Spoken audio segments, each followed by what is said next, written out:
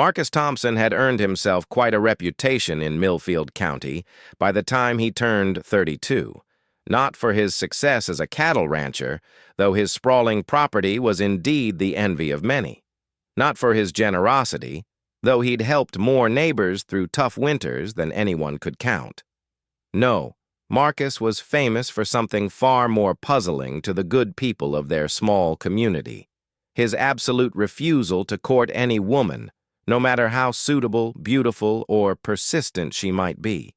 The speculation had started innocently enough when Marcus first inherited his family's ranch at 25. The local mothers began eyeing him with the calculating gaze of women who had unmarried daughters and a keen sense of opportunity. After all, here was a young man with land, livestock, and a house that desperately needed a woman's touch. Surely, they reasoned, he would be eager to settle down and start a family like any sensible man his age. But Marcus proved to be anything but predictable. When pretty Sarah Mitchell made it clear she was interested, bringing him fresh-baked pies every Sunday after church, Marcus thanked her politely and sent her home with an empty plate and no invitation to return. When the widow Ellen Foster, still young and comely with her own small farm, suggested they might pool their resources and efforts, Marcus declined so gently that she almost didn't realize she'd been rejected until she was halfway home.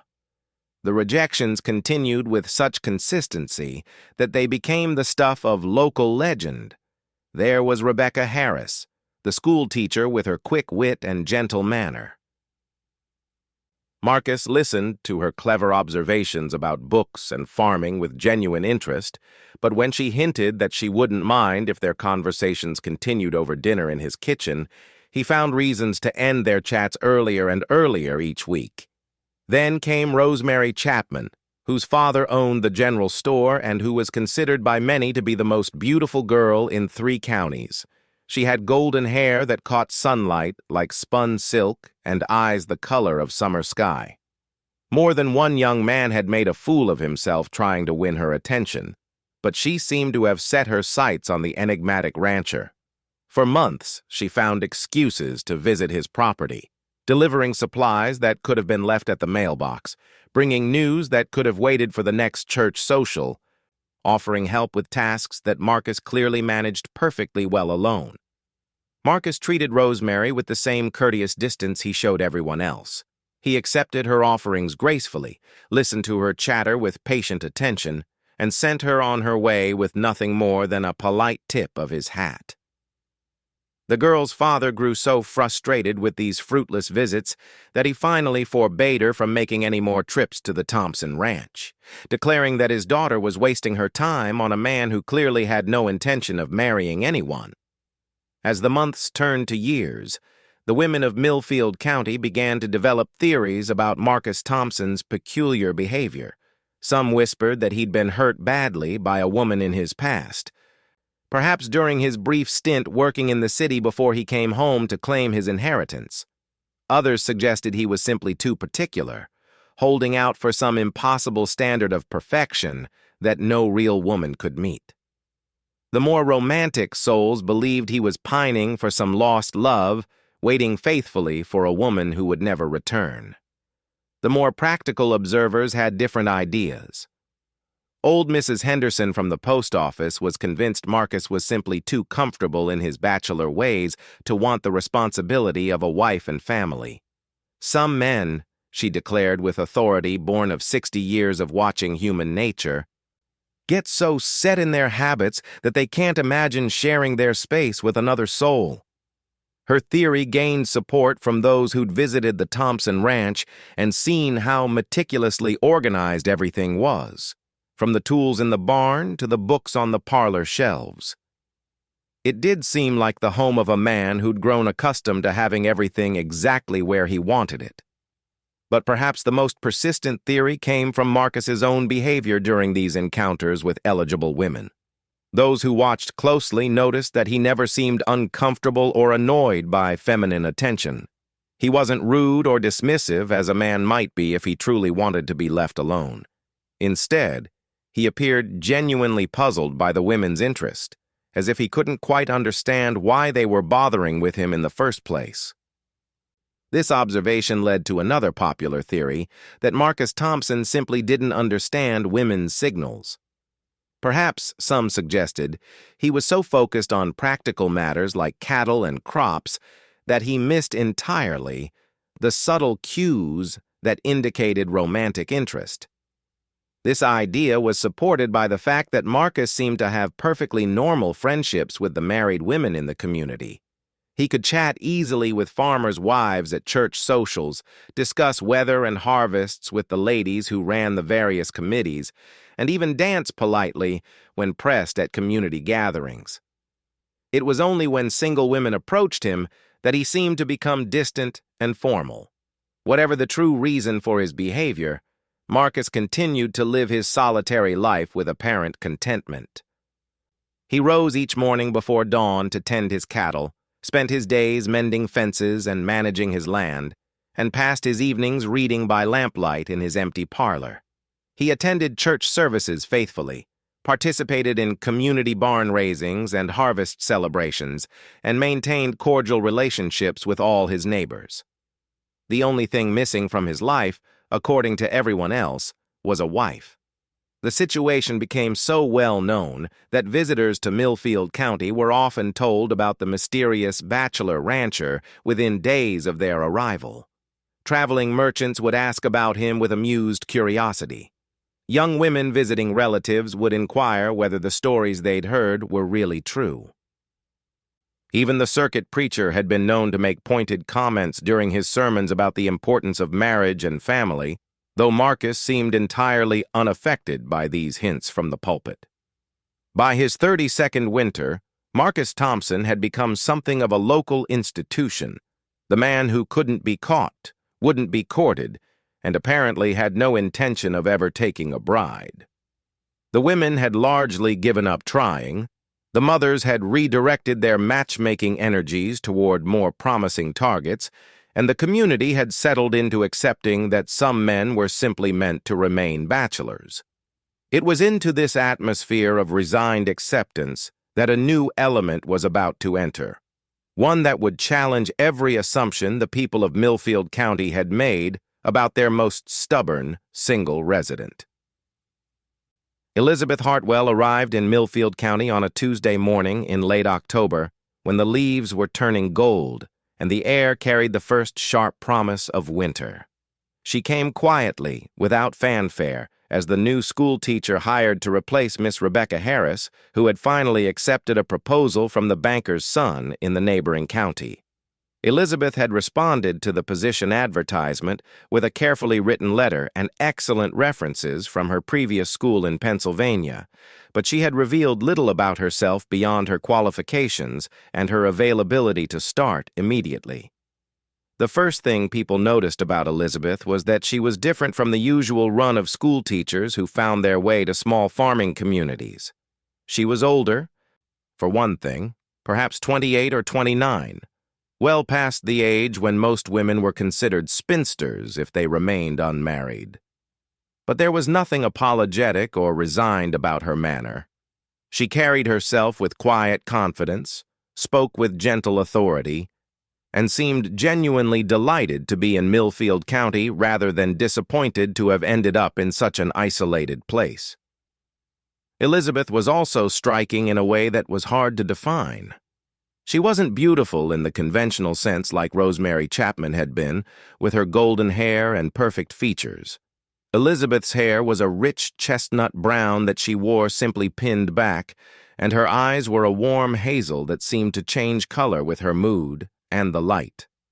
She was tall for a woman, nearly matching the height of many of the local men, and she moved with an easy grace that suggested she was comfortable in her own skin. But perhaps most notably, she had a way of really listening when people spoke to her, giving them her complete attention as if what they had to say was genuinely important to her. The children took to her immediately. Within a week of her arrival, students who had been discipline problems for previous teachers were eagerly volunteering to help clean the schoolhouse and stay after lessons to assist with preparations for the next day. Elizabeth had a gift for making learning feel like an adventure rather than a chore, and she treated even the youngest students with a respect that made them determined to live up to her expectations. The parents were equally impressed. Elizabeth made it her business to visit each family during her first month, introducing herself properly and learning about the children in their home environment. She offered practical suggestions for helping struggling students, praised parents for their children's progress, and showed genuine interest in the farming and ranching concerns that dominated most conversations in the county. Unlike some previous teachers who had made it clear they considered their posting to Millfield County a temporary inconvenience, Elizabeth spoke as if she planned to stay and become a real part of the community. It was during one of these family visits that Elizabeth first encountered Marcus Thompson, though the meeting was entirely accidental. She had been walking back to town from the Morrison farm on a crisp November afternoon when she discovered that the old footbridge across Miller Creek had finally given way under the recent heavy rains.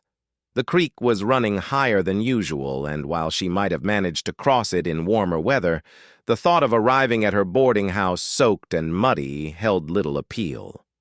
Elizabeth was standing on the bank, considering her options, when she heard the sound of an approaching horse and wagon. Marcus appeared around the bend, returning from a trip to town with supplies, and immediately noticed her predicament. Without hesitation, he pulled his wagon to a halt and climbed down to assess the situation. "Bridge finally went out, did it?" he said, more to himself than to her. "Been expecting that for a year or more." He studied the rushing water and the broken timbers with the practiced eye of someone accustomed to solving practical problems. "I'm afraid I'm rather stranded," Elizabeth said with a rueful smile. "I was visiting the Morrison family and hadn't realized the bridge was in such poor condition." Marcus looked at her then, really looked, and Elizabeth caught something in his expression that she filed away for future consideration. It wasn't the immediate male appreciation she was accustomed to seeing in men's eyes when they first met her, nor was it the polite but distant courtesy she'd observed him show to other women in the brief time she'd been in town. Instead, he seemed genuinely concerned about her practical problem, as if she were simply another person who needed assistance rather than a woman whose presence required careful navigation. "Easy enough to fix," he said, already moving back toward his wagon. "I've got rope and planks here. We can rig something temporary to get you across safely." Elizabeth watched with interest as Marcus efficiently created a makeshift bridge using materials from his wagon and his evident skill with knots and construction. He worked without conversation, focused entirely on the task, but she noticed that he glanced her way occasionally to make sure she was standing well back from the unstable bank. When he finished, he tested the temporary bridge himself before offering her his hand to steady her as she crossed. His grip was firm and calloused from years of ranch work, and he didn't release her hand until she was safely on the other side. "Thank you," she said warmly. "That was very kind of you." Marcus shrugged, already dismantling the temporary structure so it wouldn't be a hazard to others. "Couldn't very well leave you stranded there." He paused in his work to look at her again. "You're the new school teacher?" "I am. Elizabeth Hartwell." She waited to see if he would introduce himself, though she already knew who he was. Everyone in Millfield County knew Marcus Thompson by sight. Marcus Thompson. He touched the brim of his hat politely. "Welcome to Millfield County, Miss Hartwell." "Thank you. I'm very pleased to be here." She hesitated, then added, "I hope you'll forgive my saying so, but I've heard quite a lot about you since my arrival." Something flickered across Marcus's face. Not embarrassment exactly, but a resigned awareness of his local reputation. "I imagine you have." "People speak very highly of your character," Elizabeth said carefully, "though they do seem puzzled by certain aspects of your behavior." For the first time, Marcus seemed uncertain. He finished loading his materials back into the wagon before responding. "People in small towns like their puzzles," he said finally. "Indeed they do." Elizabeth's tone was neutral, but there was something in her expression that made Marcus look at her more sharply. Though sometimes the puzzle is more interesting than the solution, don't you think? It was an odd thing to say, and Marcus found himself studying this new schoolteacher with genuine curiosity. There was something about the way she spoke, a hint of deeper meaning that he couldn't quite grasp, but before he could respond, she was already stepping back and gathering her skirts preparatory to continuing her walk to town. "Thank you again for your assistance, Mr. Thompson. I hope we'll have occasion to speak again soon." Marcus watched her walk away, noting the confident set of her shoulders and the purposeful stride that suggested she was accustomed to taking care of herself. There had been something different about that entire encounter, something he couldn't put his finger on. She hadn't fluttered or blushed or found excuses to prolong their conversation as other women did. She'd simply accepted his help gracefully, thanked him sincerely, and gone on her way. But there had been that odd comment about puzzles and solutions, and the way she'd looked at him when she said it, as if she were seeing something that others had missed. Marcus found himself thinking about Elizabeth Hartwell more than he cared to admit in the days following their encounter.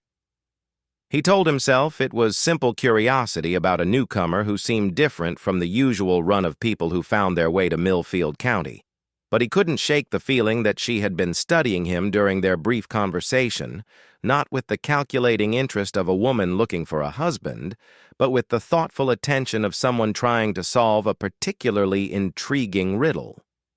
The opportunity for Elizabeth and Marcus to meet again came sooner than either might have expected, though it arose from circumstances neither would have chosen.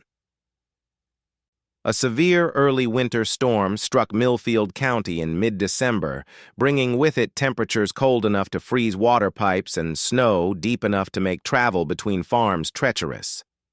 The storm lasted 3 days, and when it finally passed, the community found itself dealing with various weather-related emergencies.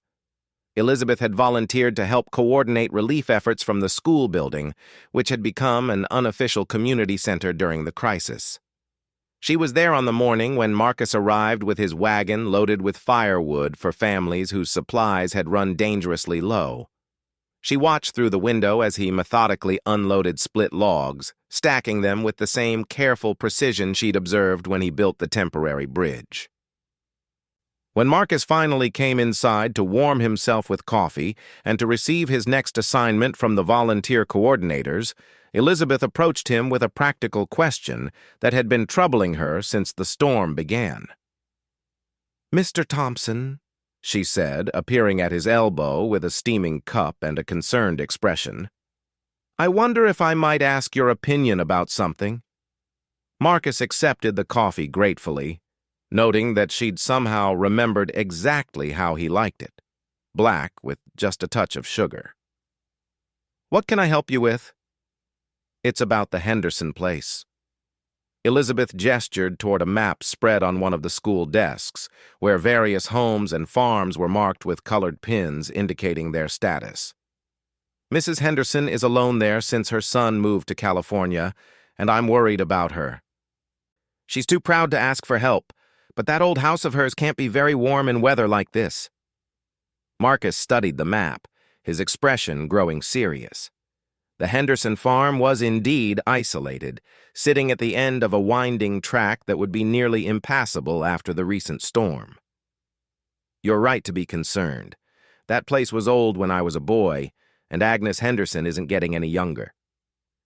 The question is, how to help her without making her feel like an object of charity," Elizabeth continued. "She's made it very clear that she values her independence." It was exactly the kind of practical, compassionate problem that Marcus was naturally suited to solve, and Elizabeth knew it. She watched as he considered the situation, his mind clearly working through various approaches and their likely consequences. "She'll accept help if she thinks she's doing us a favor in return," he said finally. "Agnes has always been proud of her cooking. If we told her we needed someone to prepare meals for the work crews helping with storm damage, she'd probably insist on doing it herself." Elizabeth smiled. That's brilliant, and it would give us an excuse to check on her regularly without being obvious about it. As they worked together to refine the plan, Elizabeth found herself genuinely impressed by Marcus's thoughtfulness. He wasn't just solving Mrs. Henderson's immediate practical needs. He was considering her emotional well-being and her dignity. It was the kind of sensitivity that many people missed when they focused on his reputation for avoiding romantic entanglements. Over the following weeks, as the community recovered from the storm damage, Elizabeth and Marcus found themselves working together frequently. Their collaboration was easy and natural, built on mutual respect and shared problem-solving abilities. Elizabeth discovered that Marcus had an intuitive understanding of people's needs and motivations, while Marcus found himself appreciating Elizabeth's quick intelligence and her gift for seeing solutions that weren't immediately obvious.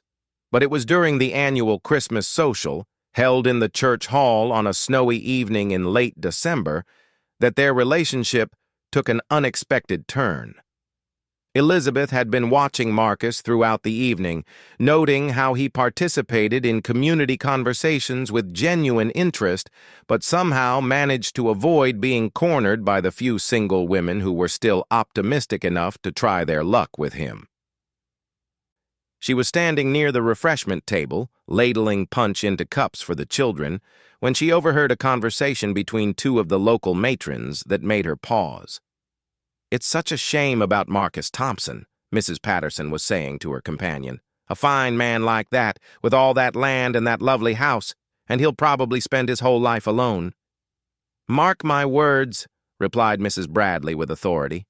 "He's going to wake up one day and find himself a lonely old bachelor with no one to care for him. All this pickiness will seem pretty foolish then." "Maybe he's just waiting for the right woman," Mrs. Patterson suggested hopefully. "Nonsense. The right women have been throwing themselves at him for years. Sarah Mitchell, Rebecca Harris, that beautiful Chapman girl. If none of them could catch his interest." "What woman could?" Elizabeth continued ladling punch, but she was thinking furiously. She'd been observing Marcus for weeks now, and she'd begun to form her own theory about his apparent immunity to feminine charm. Unlike the other women who'd tried to win his attention, Elizabeth wasn't looking for a husband. She was genuinely content with her independence and her work. This freedom from romantic expectations had allowed her to see things about Marcus that others had missed. She'd noticed, for instance, that he was perfectly comfortable around women when there was a specific task to be accomplished or a problem to be solved. During their relief work, he'd treated her as an equal partner, valuing her opinions and building on her suggestions. It was only when women approached him with romantic intentions that he became distant and formal. Elizabeth had also observed that Marcus seemed most relaxed when he was being useful, when his practical skills were needed to solve real problems. He didn't appear to enjoy being the center of attention for its own sake, but he came alive when there was meaningful work to be done. As the evening wore on, Elizabeth found herself studying Marcus with new eyes. She watched as he helped elderly Mr. Jameson to a chair, fetched a shawl for Mrs. Morrison when she mentioned feeling cold, and patiently answered young Tommy Fletcher's questions about cattle ranching. He was, she realized, a man who expressed himself through actions rather than words, through service rather than courtship rituals. It was near the end of the evening when Elizabeth decided to test her growing theory about Marcus Thompson. The crowd was beginning to thin, and she noticed him standing somewhat apart from the remaining groups, clearly preparing to make his escape. Instead of letting him go, she approached him directly, but not in the way other women had done. "Mr. Thompson," she said, her voice carrying just loud enough for several nearby people to hear. "I've been wondering about something, and I hope you won't think me too bold for asking." Marcus turned toward her with a slightly wary expression, probably expecting another attempt at flirtation. "What's that, Miss Hartwell?" Elizabeth looked him straight in the eye, her expression serious but with a hint of mischief playing around her mouth. Well, it's just that I've been hearing so much speculation about your intentions regarding marriage, and I can't help but wonder, are you actually looking for a wife? Or are you just planning to spend a lonely winter feeling sorry for yourself? The silence that followed was profound. Several conversations stopped mid-sentence as people turned to stare at the new schoolteacher who had just done the unthinkable. She'd called out Marcus Thompson directly on his bachelor status, and she'd done it with a teasing challenge rather than romantic pleading. Marcus blinked, clearly caught completely off guard. No woman had ever spoken to him quite like that, with humor rather than hurt feelings, with challenge rather than disappointment. For a moment, he simply stared at her, and Elizabeth held his gaze steadily, waiting to see how he would respond to this unexpected approach. When Marcus finally smiled, a real, genuine smile that transformed his entire face, Elizabeth knew her instincts had been correct. This was a man who responded to honesty and directness, who appreciated being treated as an equal rather than as a prize to be won. And perhaps most importantly, this was a man who had been waiting, without even realizing it, for someone brave enough to challenge him rather than chase him. "Miss Hartwell," he said, his voice carrying a warmth that several people later swore they'd never heard from him before. "That's quite possibly the most interesting question anyone has ever asked me." And with those words, everything changed in Millfield County. The bachelor who had resisted every conventional approach to courtship found himself genuinely intrigued by a woman who had dared to question his assumptions about himself. Elizabeth Hartwell had accomplished what no other woman had managed. She'd made Marcus Thompson curious about the possibilities he'd been avoiding, and she'd done it by refusing to play the game by anyone else's rules.